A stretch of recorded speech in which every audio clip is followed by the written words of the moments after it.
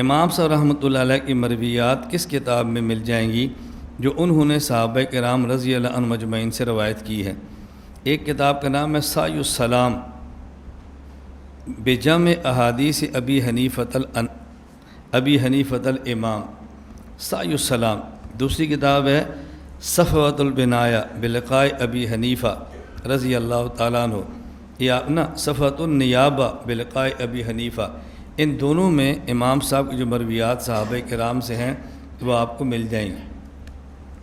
ہم نے اپنے طور پہ مشورہ بھی کیا ہے اور انشاءاللہ ہمارا پکا ارادہ بھی ہے کہ حضرت امام اعظم ابو حنیفہ رحمۃ اللہ علیہ سے جو روایات مختلف کتب میں منقول ہیں، ہم انشاءاللہ ان تمام کو ایک کتاب میں جمع کریں گے انشاءاللہ۔